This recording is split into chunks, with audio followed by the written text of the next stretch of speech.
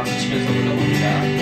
갈 길을 밝히고 이시 갈 길을 밝히고 이시니 주 앞에 빨리 나갑시다. 우리를 찾는 구주 예수 또 돌아하시네. 갈 길을 밝히고 이시니 주 앞에 빨리 나갑시다. 우리를 찾는 구주 예수 곧 돌아하시네. 죄악 고수들이 오는 기뻐 뛰며 주를 보겠네. 하늘에 계신 주 예수를 영원히 섬기리. 우리를 오라 하시는 말 기쁘게 듣고 순종하세. 구주를 믿기 지체 말고 속속히 나가세.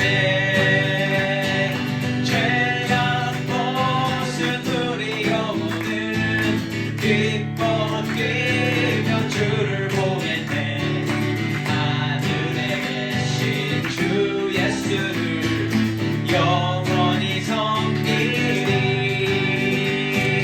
주 오늘 여기 계시오니 다 와서 주의 말씀 듣세. 듣기로 하며 생각하니 참 진리시로. 다시 한번 주 오늘 여기 계시오니 다 와서 주의 말씀 듣세. 듣기로 하며 생각하니 참 진리시로다. 죄악 고수들이 영혼은 기뻐 뛰며 주를 보겠네. 하늘에 계신 주 예수를 영원히 섬기리. 죄악 고수들이 영혼은 기뻐 뛰며 주를 보겠네. 하늘에 계신 주 예수를 영원히 섬기리. 아멘. 우리 보좌 앞에 모였네. 함께 주를 찬양하며 하나님의 사랑 그 아들 주셨네. 그의 피로 우리 구원받았네. 우리 처음부터 다시 불러봅니다. 우리 보좌 앞에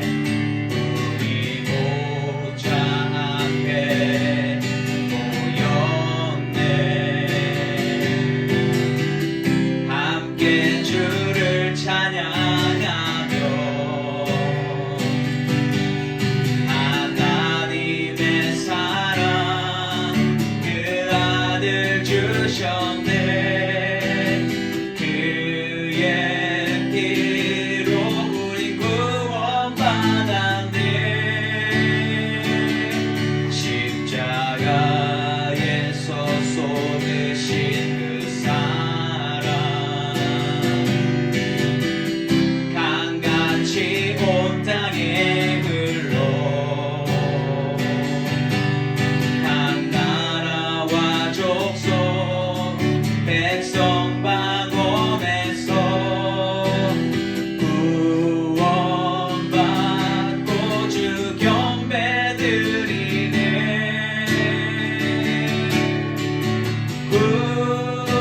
구원하심이 보좌에 앉으신 우리 하나님과 어린 양께 있도다.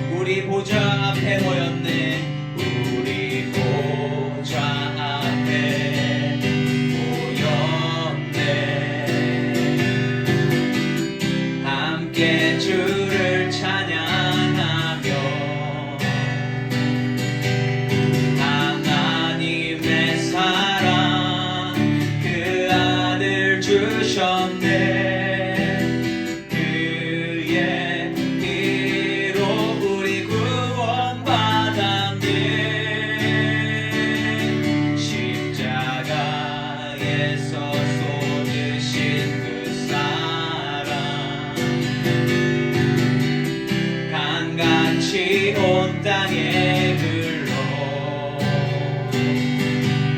각 나라와 족속 백성 방언에서 구원받고 주 경배드리네.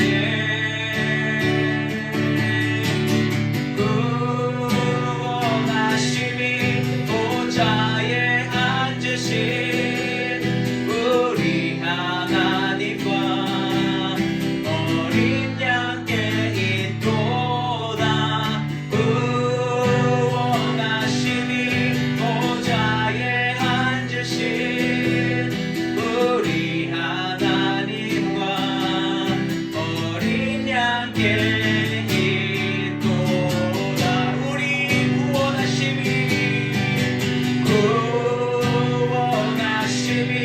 보좌에 앉으신 우리 하나님과 어린 양께 있도다.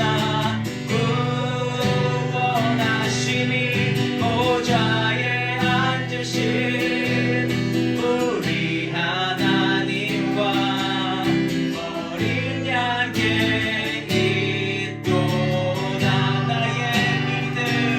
나의 믿음 주께 있네. 십자가 능력이 내 영광 되었네. 주께서 우리를 승리케 하셨네. 나의 능력 나의 소망 주께 있네. 나의 믿음 주께 있네. 십자가 능력이 내 영광 되었네. 주께서 우리를 승리케 하셨네. 나의 능력 나의 소망 주께 있네. 우리 목소리 높여서 오직 예수 오직 예수. 나의 믿음 십자가 능력 속에 빛나는 영광 내 모든 승리로 주님께 영광을. 나의 능력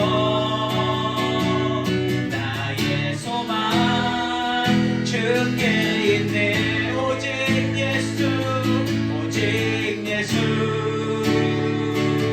나의 믿음 십자가 능력 속에 빛나는 영광 내 모든 승리로 주님께 영광을. 나의 능력 나의 소망 주께 있네.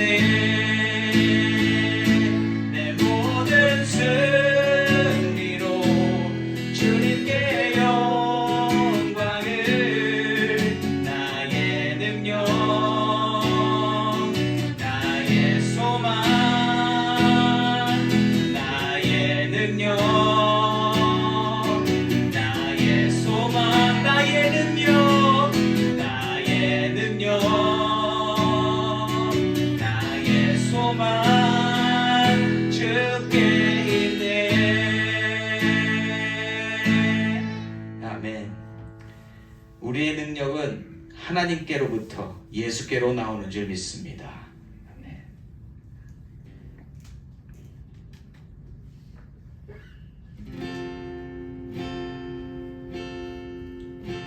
주의 자녀로 산다는 것을 불 가운데로 걸어가는 것, 그 속에서 신실하게 날 지키시는 그 손길을 경험하는 것.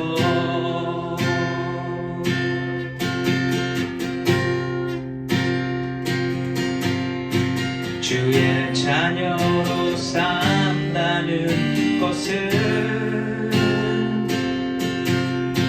바다 위로 걸어가는 것.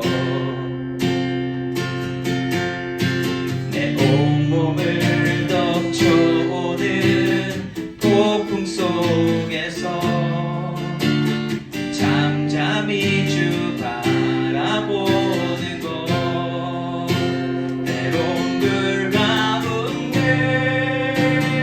휩싸일 때도 폭풍 가운데 무너질 때도 주님 내 곁에 함께 하시네.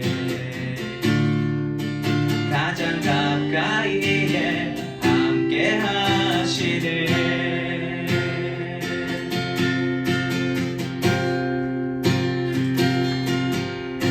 주의 자녀로 산다는 것은 나도 그들을 용납하는 것. 나를 위해 달리신 십자가 사랑, 그 사랑으로 살아가는 것.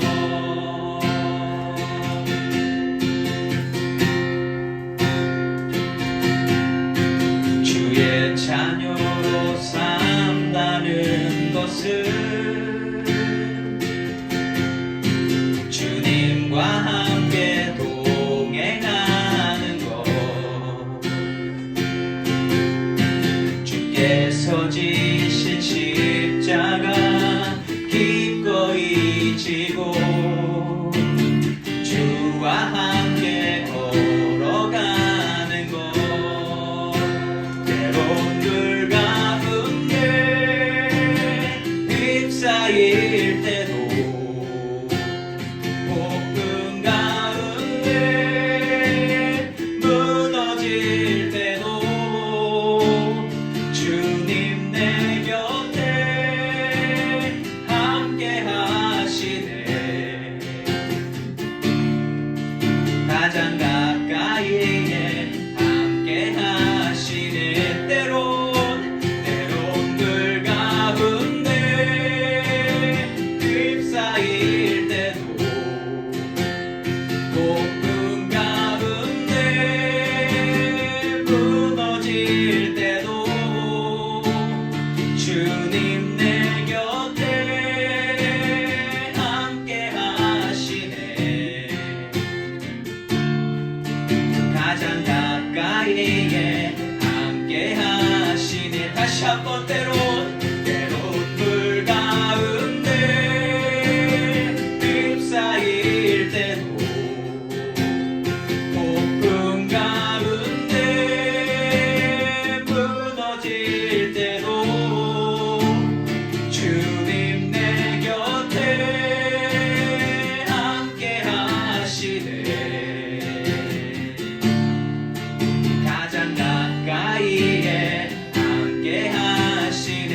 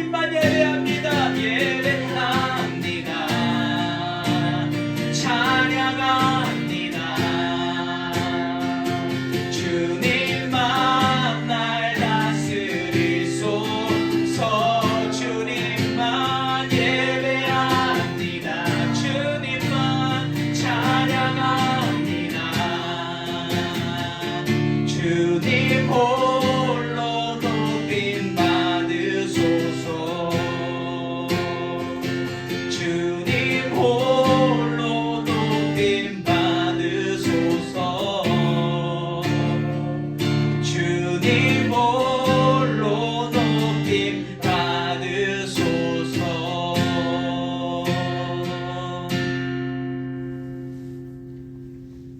이 세상에, 이 우주에 오직 한 분이신 하나님 아버지, 우리가 이 시간 하나님을 예배하기 위하여 모였습니다. 아버지, 우리의 마음이 하나님께로만 향하기를 간절히 소망합니다. 아버지, 매주 같은 기도일지라 할지라도 아버지 하나님만 바라볼 수 있는 것이 우리의 특권이요 우리가 가져야 할 우리의 자세인 줄 믿습니다. 아버지, 오늘도 세상에 섞여 살면서 많은 것들이 우리 마음 가운데 들어왔지만 아버지, 이 시간만큼은 오로지 하나님 한 분만 내 안에 좌정하시고 하나님 한 분만 우리가 영광 돌리기를 소망하오니 우리의 마음을 만져주시고 준비시켜 주시옵소서. 하나님 말씀만 들리게 하여 주시옵소서. 예수님의 이름으로 기도드립니다. 아멘. 사사기 11장 28절에서 40절까지 말씀 먼저 우리 교독하고 나아가도록 하겠습니다. 암몬 자손의 왕이 입다가 사람을 보내어 말한 것을 듣지 아니하였더라. 여호와의 영이 입다에 임하시니 입다가 길르앗과 나사렛에 가서 길르앗의 집에 이르고 길르앗의 집에서부터 암몬 자손을 나아갈 때에 그가 여호와께 서원하여 이르되 주께서 과연 암몬 자손을 내게 손에 넘겨주시면 내가 암몬 자손에게서 평안히 돌아올 때에 누구든지 내 집에서 나와서 나를 영접하는 그는 여호와께 돌 것이니 내가 그를 번제물로 드리겠나이다 하니라. 이에 입다가 암몬 자손에게 이르러 그들과 싸우더니 여호와께서 그들을 그의 손에 넘겨주시매 아로에서부터 미니세 이르기까지 20성읍을 치고 또 아벨그람까지 애곡해 주니 이에 암몬 자손이 이스라엘 자손 앞에 항복하였더라. 입다가 미스바에 있는 자기 집에 이를 때에 보라, 그의 딸이 소고를 잡고 춤추며 나와서 영접하니 이는 그의 무남 동료라. 입다가 이르고 자기 옷을 찢으며 이르되 어찌할지 알되 딸이여 너는 나를 상담하게 하는 자요 너는 나를 괴롭게 하는 자 중에 하나로다. 내가 여호와를 향하여 입을 열었으니 능히 돌이키지 못하리라 하니 딸이 그에게 이르되 나의 아버지여, 아버지께서 여호와를 향하여 입을 여셨으니 아버지의 입에서 낸 말씀대로 내게 행하소서. 이는 여호와께서 아버지를 위하여 아버지의 대적 암몬 자손에게 원수를 갚으셨음이니이다 하니라. 또 그의 아버지에게 이르되 이 일만 내게 하소서. 나를 두 달만 버려두소서.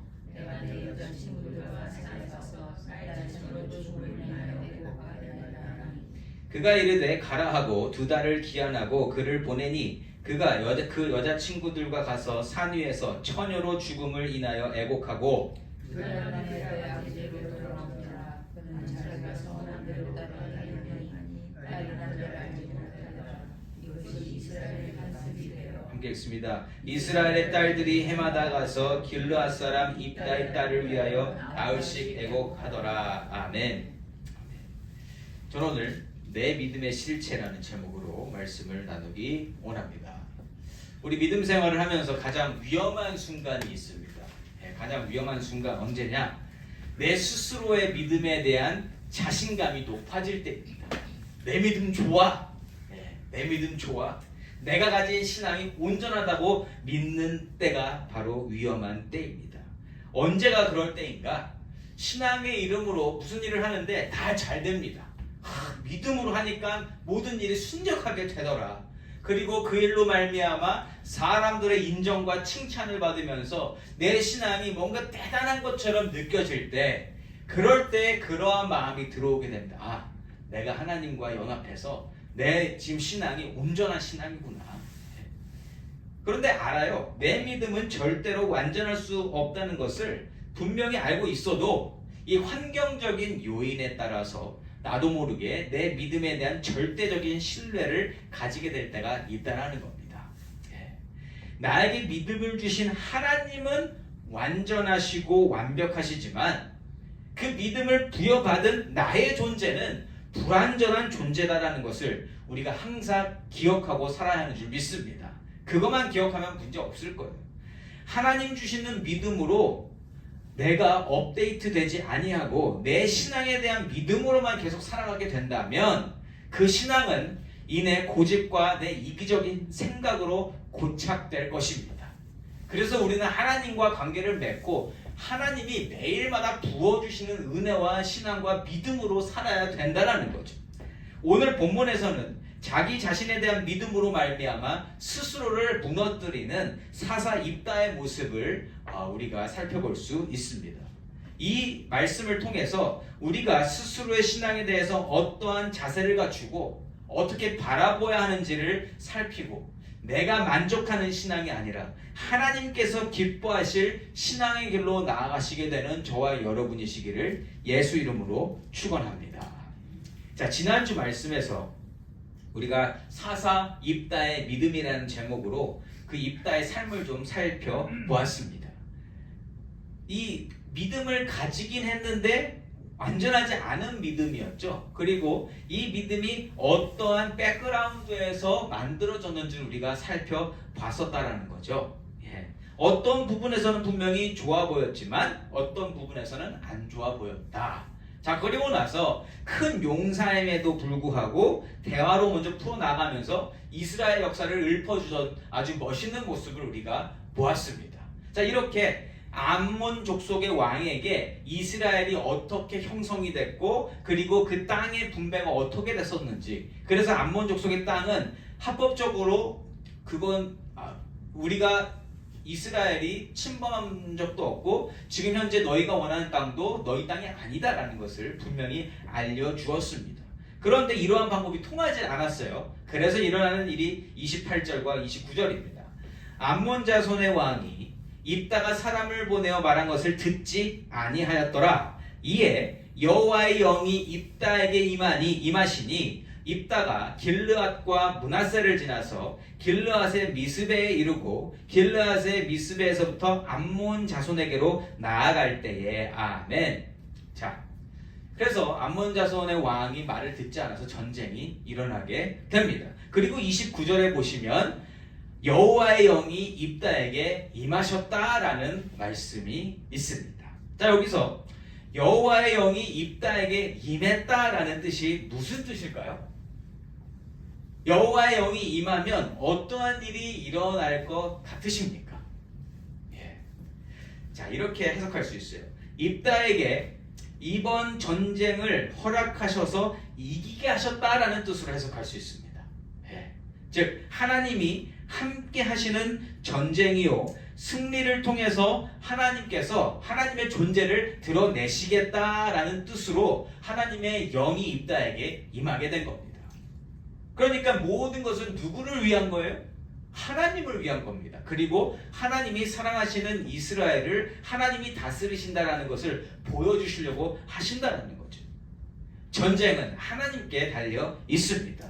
특별히 하나님께서 허락하신 전쟁은 하나님의 방법과 하나님의 뜻대로 하나님이 이미 예비하신 결과대로 되어질 수밖에 없다라는 겁니다. 자, 그러면 그러한 전쟁 중에서 전쟁을 치르는 사람의 마음은 어때야 될까요? 하나님을 따르는 사람이라면 그러한 하나님의 뜻이 정해졌을 때 어떻게 하는 게 맞는 것일까? 그냥 따라가면 됩니다. 거기다 뭘 덧붙일 것도 없고 또 뺄 것도 없고 하나님께서 예비하신 대로 따라가면 된다라는 거죠. 이미 이기게 하신 전쟁이라는 것, 혹은 지게 하시는 전쟁이라 할지라도 하나님이 함께 하시는 전쟁이다라는 그 한 가지만 붙잡고 나아가도 하나님이 기뻐하실 거라는 거예요. 하나님이 하시는 일에는 하나님만 따라가면 되는 줄 믿습니다. 자, 그런데 입다는 하나님의 영이 임한 상황에서 하나님이 아니라 자신의 뜻을 비추는 것에 더 의미를 둬요. 자기 뜻에. 30절과 31절입니다. 그가 여호와께 소원하여 이르되 주께서 과연 암몬 자손을 내 손에 넘겨주시면 내가 암몬 자손에게서 평안히 돌아올 때에 누구든지 내 집 문에서 나와서 나를 영접하는 그는 여호와께 돌릴 것이니 내가 그를 번제물로 드리겠나이다 하니라. 아멘. 자, 이거는 우리가 잘 아는 말씀이죠. 그리고 신학자들 사이에서도 분쟁까지는 아니더라도 많은 의견이 있는 그러한 말씀입니다. 왜 그렇습니까? 믿음을 보여주고 있는 사사 입다가 인신제사를 올렸겠냐 이렇게 생각하는 사람들이 있다는 거죠. 그런데 31절에서 분명히 뭐라 그래요? 내가 그를 번제물로 드리겠나이다. 입다가 이렇게 이야기를 하고 있습니다. 자, 번제물은 뭐예요? 태워서 하나님께 올려드리는 제사입니다. 특별히 뭐 수소나 흠없는 수소나 동물들을 태워서 하나님께 향기로운 제사로 올려드리는 게 번제라는 거죠. 자, 사람들은요 이게 인신제사의 뜻으로 말한 게 아니다라고 이야기하는 학자들도 있습니다. 그러나 저는 오늘 말씀을 읽으면서 아니다 이거는 맞다 인신제사를 이야기한 것이 맞다라는 생각을 가지게 됩니다. 어떠한 근거로 이러한 방향성을 가지게 되는가? 자, 입다가요 이스라엘의 하나님을 섬기는 것은 분명해. 그 역사를 다 알고 있었잖아요. 분명합니다. 그런데 입다의 신앙에는 분명히 다른 요소들이 가미되어져 있었더라는 거예요. 그냥 온전히 하나님만을 섬기는 게 아니라 하나님을 섬기는 것 가운데 다른 것들이 많이 묻어 있더라는 거예요. 이스라엘 역사도 잘 알고 하나님께서 행하신 놀라운 기적들도 잘 알고 있는 것은 맞는데 그가 자라온 배경 속에서 보고 배우고 경험한 다른 문화와 다른 우상들, 이방신들도 그의 신앙 안에 다 이렇게 뭉쳐져 있더라는 거예요. 자, 지금 입다를 중심으로 한 이 길르앗이 상대하는 침략자는 암몬 족속입니다. 암몬 족속. 그 암몬 족속은 어디 사는 사람들이냐? 요단강이 여기 있으면 요단 동편에 사는 사람들입니다. 요단 동편에 여기 갓지파, 므낫세 지파, 르우벤 지파 있잖아요. 그 바깥쪽이 암몬 족속이 밑에가 모압이에요. 그러니까 이쪽에 사는 사람들이라는 거죠. 자, 그런데 그쪽에 사는 모압과 암몬이 섬기는 이방신들 중에 유명한 신이 바로 밀곰 신이고 그모스 신이고 몰렉 신이었습니다. 자, 그런데 그러니까 밀곰, 그모스, 몰렉이 다 비슷비슷한데 다 지역마다 섬기는 이름이 다 다른 거예요. 자, 그런데 이 세 가지 이방신 밀곰, 그모스, 몰렉이 가진 공통점이 무엇인가? 인신제사를 드리는 이방 제사라는 거예요. 이방 신들이다. 우상 숭배. 자, 그러면 이러한 암몬의 신과 입다가 무슨 관련이 있을까? 이거를 생각해 보려고 할 때 우리가 조금만 사사기를 돌아가 보면 기드온 기억나시죠? 기드온. 자, 기드온의 아버지는 어떤 사람이었습니까? 우상을 숭배하는 사람이었죠. 그리고 기드온도 평생 우상을 섬기는 동네에서 우상 섬기는 아버지 밑에서 자라났던 사람입니다. 그 우상이 바알이었죠. 그런데 여호와의 영이 기드온에게 임해서 기드온이 반짝 이스라엘을 위해서 싸웠던 장면을 우리가 분명히 확인했습니다. 그런데 우리가 또 확인했던 게 뭐예요? 그 잠깐 몇 년이 될 수도 있지만 그 시간 빼고는 기드온이 평생 무엇을 섬겼다? 바알을 섬겼다라는 거예요. 그러니까 바알을 섬겼던 문화가 분명히 있기 때문에 하나님을 섬기는 모습 속에서도 바알을 섬기는 모습이 있었다라는 거예요. 그리고 그걸 보고 자란 아비멜렉은 어떻게 됩니까? 아주 잔인한 사람으로 형제들을 죽이고 했으면서 또 뭘 섬겼어요? 바알을 섬겼었죠. 그리고 나서 사사가 계속 지나가면서 우리가 지금 살펴보고 있는 입다가 나타나기 전에 평온한 시간을 지나오면서 뭐 했다? 이스라엘이 계속 우상 섬겼다라는 거예요.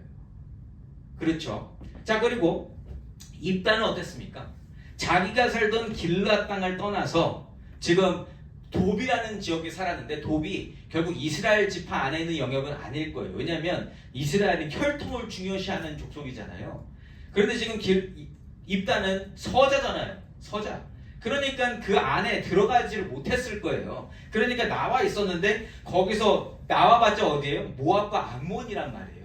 그러면 거기서 살았던 입다에게 그 암몬 족속과 모압 족속에 섬기던 그 신들이 얼마나 패밀리얼할까냐는 거죠. 그걸 보고 자랐을 거란 말이에요. 그래서 그들이 섬기는 거에서 최고로 섬기는 게 뭐다? 사람을 드리는 겁니다. 신에게.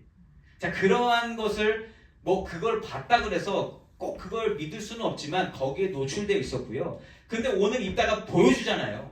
지금 하나님이 하시면 내가 가장 먼저 만나는 사람을 번제물로 올려드리겠다라고 아주 자랑스럽게 이야기를 합니다. 아니 왜 이렇게 이야기할까? 왜 이렇게 이야기를 할까? 자기가 영광을 돌리고 싶은데 그 영광의 최고의 수준이 사람을 번제물로 드리는 거예요. 아니 지금 이 사람이 얘기했을 때 개가 들어오는 걸 얘기했을까요? 동물이 들어오는 걸 얘기했을까요? 아니요. 사람이 들어오면 그 사람을 번제물로 드리겠다고 분명히 이야기를 했습니다.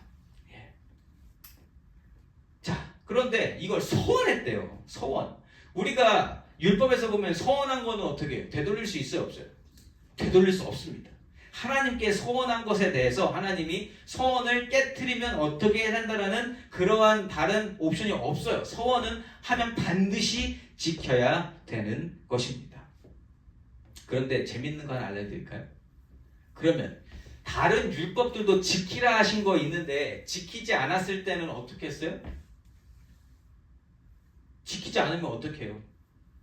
그 죄를 동물한테 전가시켜서 동물제사 드리면 되잖아요.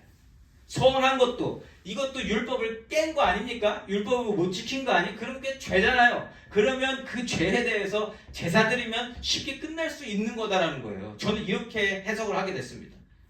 물론 우리가 서원한 거에 대해서 찝찝한 게 있어요. 우리도 하나님한테 약속했는데 이거 못 지키면 어떻게 돼요?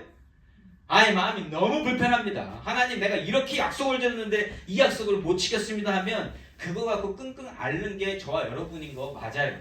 그러나 율법을 못 지키는 게 당연하기 때문에 하나님께서 제사의 방법을 알려주신 거고, 그리고 예수님을 보내주셔서 그 모든 죄까지, 우리가 소원했는데 못 지킨 죄까지 하나님이 다 해결하신 줄 믿습니다. 자, 이걸 우리가 먼저 알고 가자고요.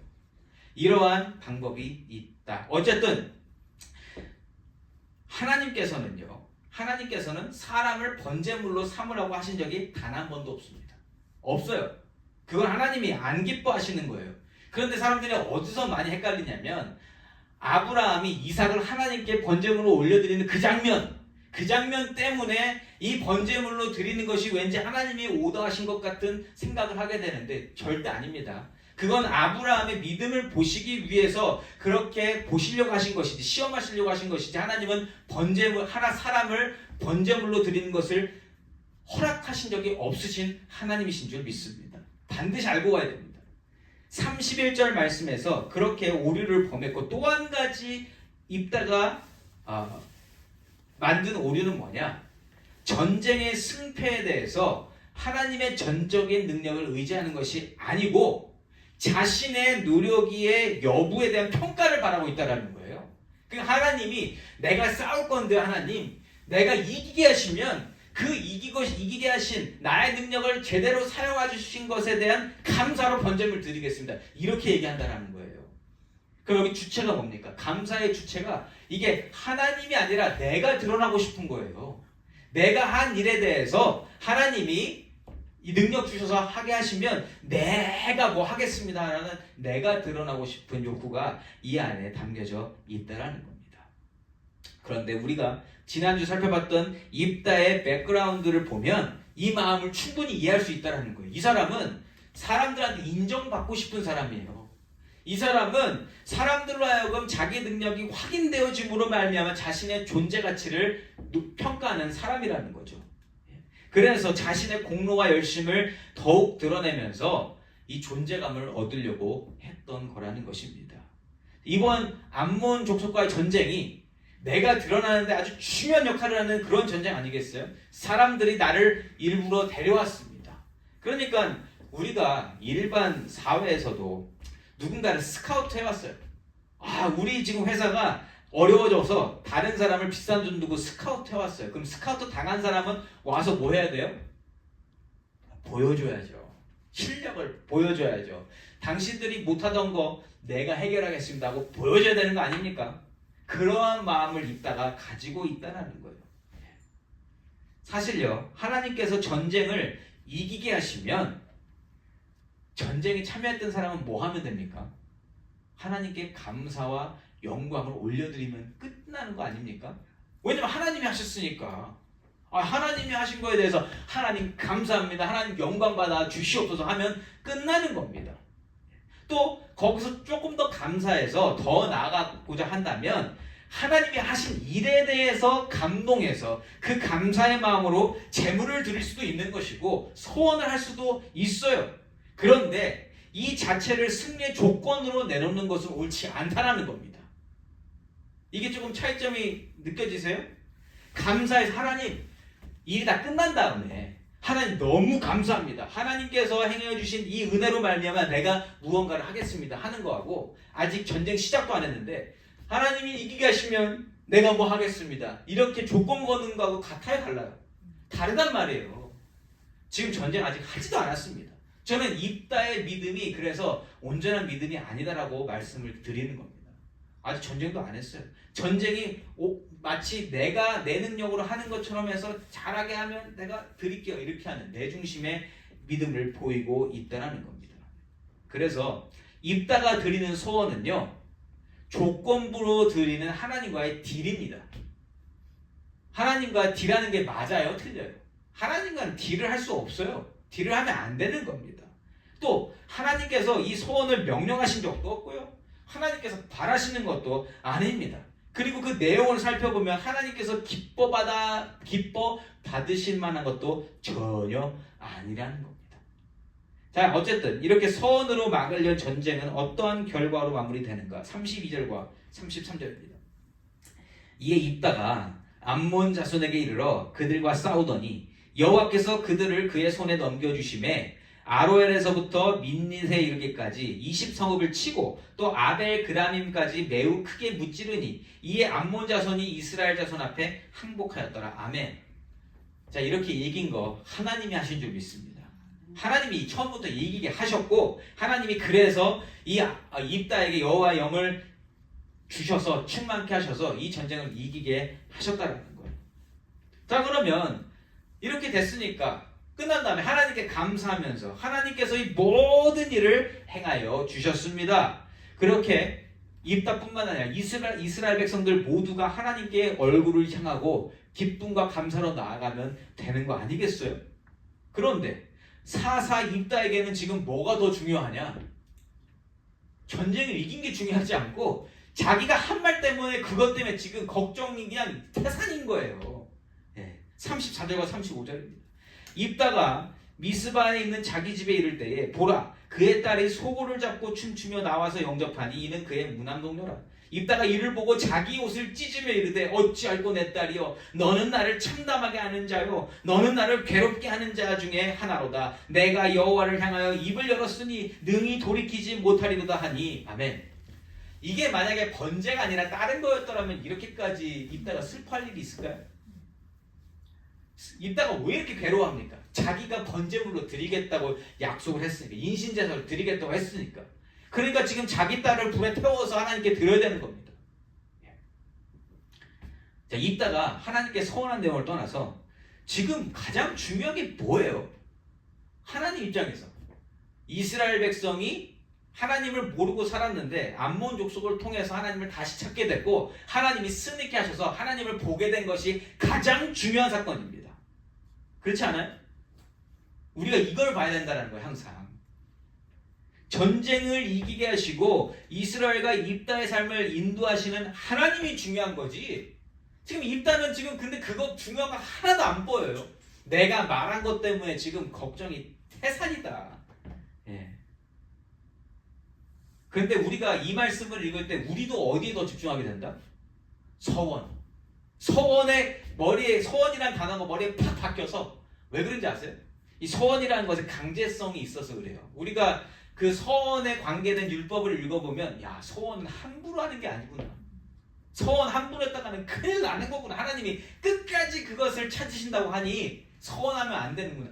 우리가 여기에 너무 이 마음이 가 있으니까 서원했대. 입다가 서원했대. 그러면 그 서원에 우리가 무게중심이 완전히 쏠려버려서 우리도 하나님이 안 보이더라는 거예요. 우리도.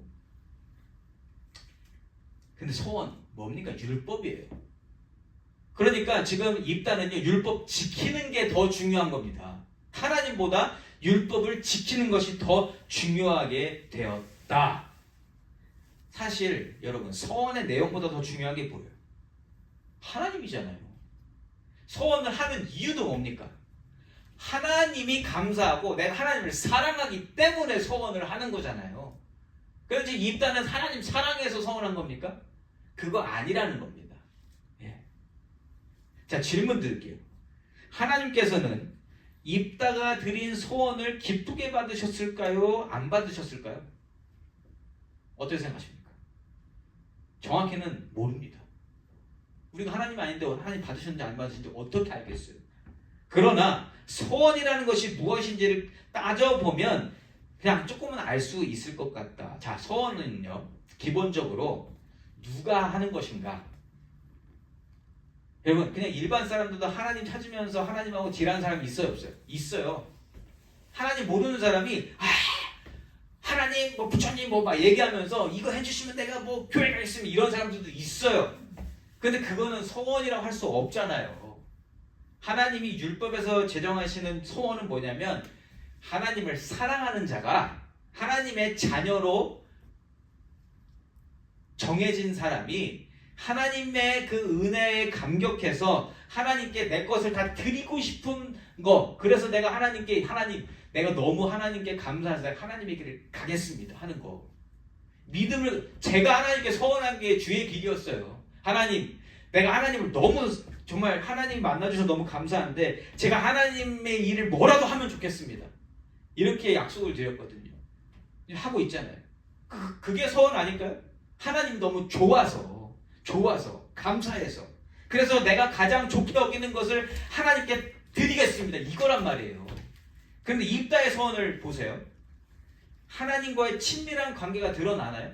입다가 하는 행동에서 전혀 발견되지 않습니다. 또 하나님께서 행하여 주신 은혜에 대한 보답입니까? 아니잖아요. 전쟁이 일어나기도 전에 조건으로 이야기했던 거잖아요. 그리고 서원을 한다는 것은 내가 중요하게 여기는 것을 뭔가 희생하고 하나님께 드리겠다라는, 내 걸 뭔가를 좋은 걸 드리는 겁니다. 그런데 뭐 약속했어요? 일단 갔는데 맨 처음 만나는 사람, 근데 그게 내가 나한테 중요한 사람이에요? 아니잖아요. 그리고 만약에 진짜 서원한 거면 정말 내가 사랑하는 딸이, 그 번제물도 말도 안 되지만 딸을 하나님의 성전에서 일하게 하겠으면, 만약 이랬으면 더 기뻐야 되는 거 아니에요? 근데 전혀 그런 거랑 없는 소원이라는 거예요. 그래서 입다가 한 소원은 말만 소원이지 하나님께 드리는 소원이든지 혹은 하나님께서 받으실 만한 소원은 아니라는 결론을 우리가 내릴 수 있다는 거예요. 하나님이 여기에 대해서 한마디 안 하세요. 한마디 말씀을 안 하십니다. 그래서 입다나 그의 딸이 집중하는 것은 뭐냐? 하나님이 아니라 그냥 나예요. 나, 우리 가족, 거기에만 집중하고 있다. 36절 말씀입니다. 딸이 그에게 이르되 나의 아버지여, 아버지께서 여호와를 향하여 입을 여셨으니 아버지의 입에서 낸 말씀대로 내게 행하소서. 이는 여호와께서 아버지를 위하여 아버지의 대적 암몬 자손에게 원수를 갚으셨음이니이다 하니라. 아멘. 저는 이 36절 말씀이 굉장히 바더가 됐습니다. 왜냐하면 여기 아버지, 하나님, 여호와, 하나님이 행하신 일 다 나오는데 이 말 누구한테 하는 거예요 지금? 자기 아빠한테 하는 겁니다. 자기 아빠한테 이야기를 하면서 마치 여호와 하나님께서 자기 아버지 입다를 위해서 일하는 분으로 이야기하고 있다는 거예요. 잘 읽어보세요. 예.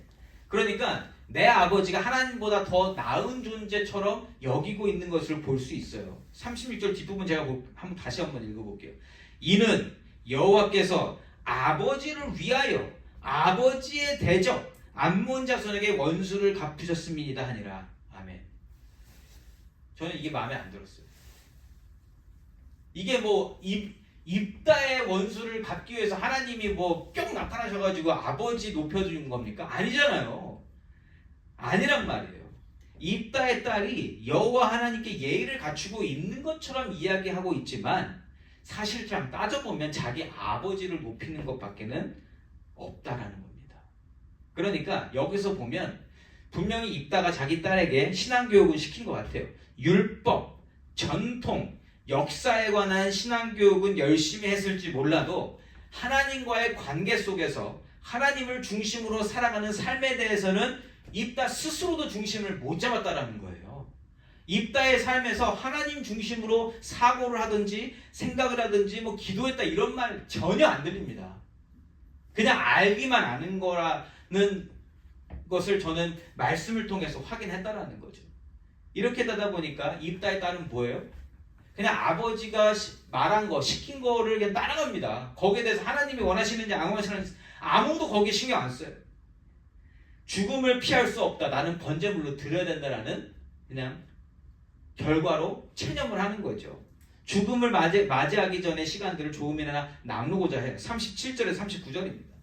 또 그의 아버지에게 이르되 이 일만 내게 허락하사 나를 2달만 버려두소서. 내가 내 여자친구들과 산에 가서 나의 처녀로 죽음을 위하여 애곡하겠나이다 하니 그가 이르되 가라 하고 2달을 기한하고 그를 보내니 그가 그 여자친구들과 가서 산 위에서 처녀로 죽음을 인하여 애곡하고 2달 만에 그의 아버지에게로 돌아온지라. 그는 자기가 서원한 대로 딸에게 행하니 딸이 남자를 알지 못하였더라. 아멘.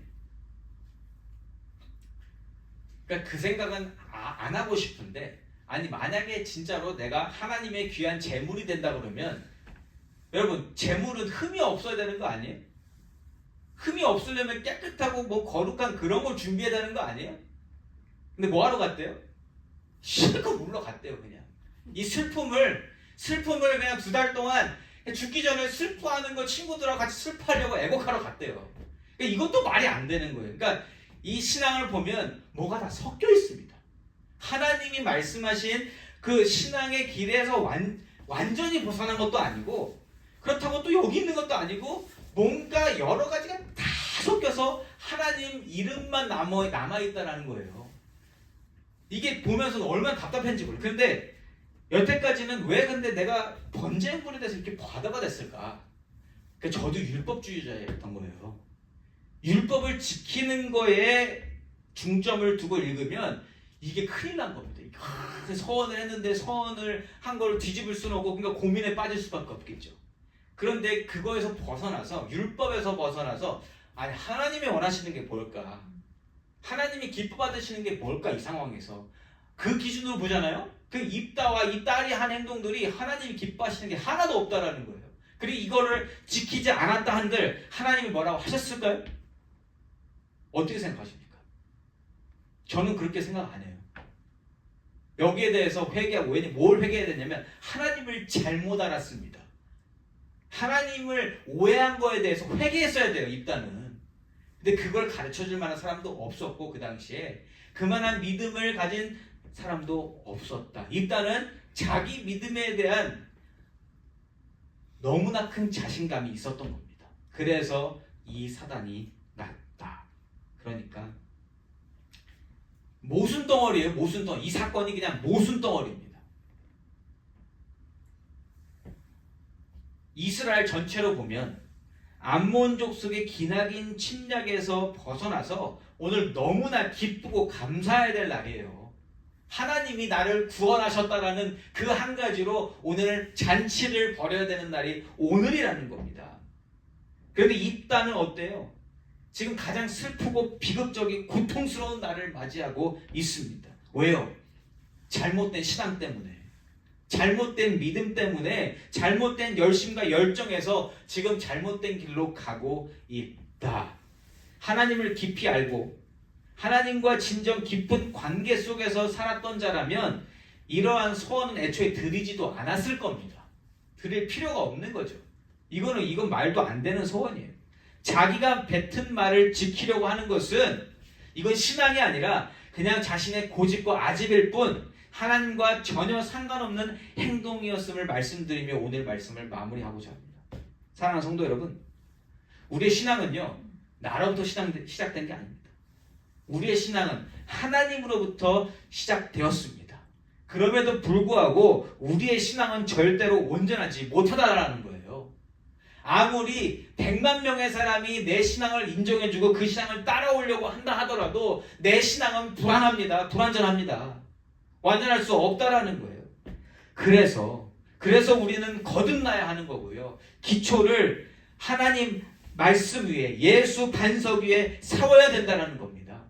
그게 거듭남이고 그게 변하고 거기서부터 다시 시작해야 되는 게 신앙인데, 그런데 우리의 신앙이 과연 거기서부터 시작이 될까요? 우리가 살아온 시간들이 있기 때문에 지난주에도 말씀드렸지만 우리가 신앙을 어디에서부터 쌓아요? 내가 살아온 삶 위에 쌓게 된다는 거예요. 거기서 쌓기 시작하면 오늘 입다의 믿음처럼 잘못된 믿음과 신앙이 나도 모르게 내 삶 속에서 드러나게 되어진다. 여러분, 그러나 그것 또한 하나님께서 이미 아신 줄 믿습니다. 그래서 하나님께서는 우리가 성화의 과정을 거쳐야 되는 존재이고, 우리의 신앙은 우리가 살아가는 이 시간 동안에 완전해질 수 없다는 것을 이미 가르쳐 주신 줄 믿습니다. 예수님이 그 죄까지 다 담당하셨잖아요. 예수님이 그래서 돌아가신 거 아닙니까? 십자가에서. 내가 배우고 알고 경험한 것 소중한 거 맞아요. 맞아요. 소중해요. 그러나 그것이 100% 옳다고 할 수는 없잖아요. 신앙도 마찬가지입니다. 신앙에서요, 내가 가지고 있는 신앙이 100% 옳은 거 없습니다. 오직 예수님만 옳으신 분이고 하나님만 온전하신 분이라는 거예요. 내가 신앙을 완전하다고 만약에 이야기하고자 한다면 그건 입다와 같은 실수를 범하고 있는 것이다. 여러분 마음 가운데 그 메시지가 뜨길 바랍니다. 알람처럼 내 신앙은 완전할 수 없다. 아무리 사람들이 칭찬하고 인정해주고 내 마음이 뜨거워져서 감당하는 일을 할지라도, 여러분 우리가 항상 기도하면서 하나님께 여쭤봐야 되는 것은, 하나님, 이게 하나님 기뻐하시는 일입니까? 하나님 정말 받으시는 일이실까요? 우리가 이걸 항상 기도해야 합니다. 그거 안 하고 계속 넘어가다 보면 언제 우리가 입다처럼 될지 모른다는 거예요. 오늘의 비극 충분히 멈춰줄 수 있었어요, 여러분. 그가 약속한 소원이 애초에 하나님이 받으실 만한 소원이 아니었다라는 거, 그가 가진 신앙이 온전하지 못한 신앙인 것을 인정했다면 하나님께 회개하고 그 죄에 대한 용서를 구했을 것입니다. 그것도 율법이니까. 하나님이 죄를 사함받는 제사의 방법을 말씀해 주셨기 때문에 그 역사를 알고 전통을 알고 문화를 알고 율법을 알았다면 그렇게 할 수 있었다라는 거예요. 그래서 우리가 무엇을 중심으로 살아가고 있는 존재인지를 우리가 항상 확인해야 합니다. 내가 중심이 되면 입다와 같은 삶을 살아가게 됩니다. 그러나 하나님이 중심 되시고 하나님의 은혜로 살아가고자 한다면, 내가 멍청하더라도, 내가 능력이 없더라도, 내가 지혜가 없더라도 우리는 양처럼 안전하게 보호받으며 살아갈 줄 믿습니다. 결국 신앙은 내 자랑 아니라는 거예요. 내 실력 드러내는 거 아니다. 또한 신앙은 고집 부려서 되는 일도 아니라는 거예요. 신앙은 단순히 하나님을 따르는 일이 되어야 하는 줄 믿습니다. 고로 하나님의 양이 되시기 바랍니다. 양은 멍청해요, 여러분. 양은 단순합니다. 빠진 또랑에 또 빠지는 그 비디오 클립 보신 적 있으신지 모르겠어요. 또랑에 빠져서 구해줬어요. 그랬더니 다시 그 자리에 가서 또 갔다 머리를 쳐박는 게 양이더라고요. 그런데 그러한 양을 먹이시고 입히시고 인도하시고 보호하시고 끌어가시는 분은 우리 주님이시다. 그리고 우리는 그러한 양처럼 하나님 안에서 내 능력 없다라고 하고 가는 게 신앙이라는 것을 꼭 기억하시기 바랍니다. 언제나 나에게 은혜와 보호와 평강을 주시는 하나님을 바라보며 하나님을 예배하며 하나님께 묻고 하나님으로부터 응답을 얻고 나아가시는 귀하고 복된 우리 트루스교회 성도님들이시기를 예수 이름으로 축원합니다. 아멘.